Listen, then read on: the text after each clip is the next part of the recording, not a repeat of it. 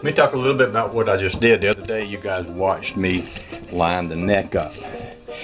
Now what I just did was I modified this piece, which was an old base bridge, into the new tail piece.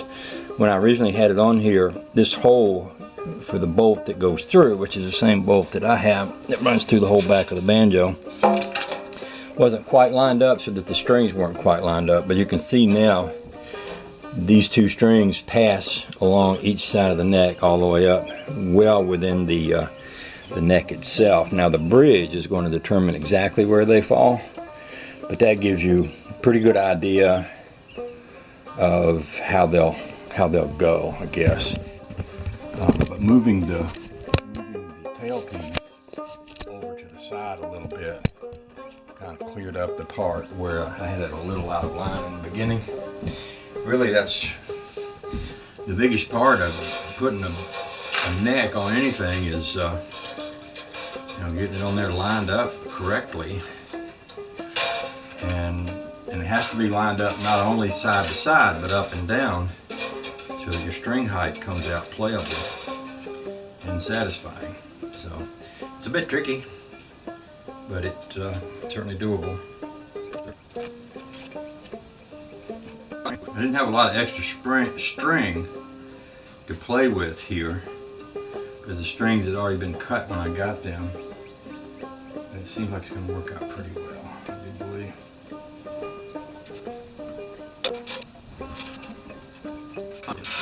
Okay, now let's find something to use for a possible bridge. I'm going to start with just a big old marking pencil. I'm going to sit it up sideways there and see how close it gets me to where I want to be. I'll be right back with that. Oh, I may have one. Yeah, no, I got one out back.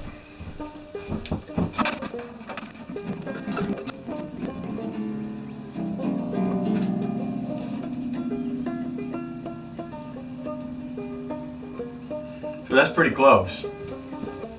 Now basically what I've done is I've taken two marking pens. I just got them sitting there. It tells me approximately what the height that I'm going to need is going to be. Bang, bang, crash.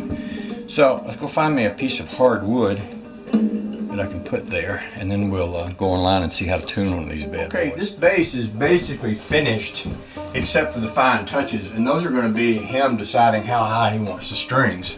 One of the things he told me was when you play a bass, you kind of get your fingers down under the strings, so you need them to be higher away from the head. So I've left actually quite a lot of string space, and yet up here it's still pretty playable. He can, and I did put a few holes in the bridge just to give it more sound quality, but he can sand down the bottom of this and lower the strings.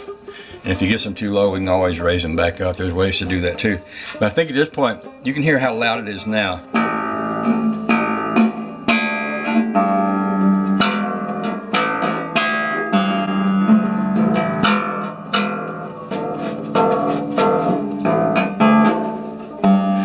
So what I'm going to do is take it just like it is. I'm going to put that resonator on there, and we're going to see how loud it is then. Then I'm going to give him a call and tell him he can come pick his banjo up. And if he wants to use my grinder to, change this, he can. Or if he wants to take it home and play it, let him decide that. Okay? Okay. All right, here it is with the resonator on the back. Basically, all the resonator does is take the sound and reflect it back out. I don't know how that compares to the noise I was getting before.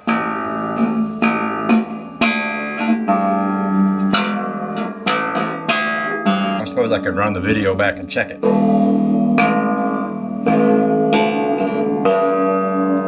I'm going to call this thing finished. And I'm going to give him a call and tell him he can come get it whenever he like.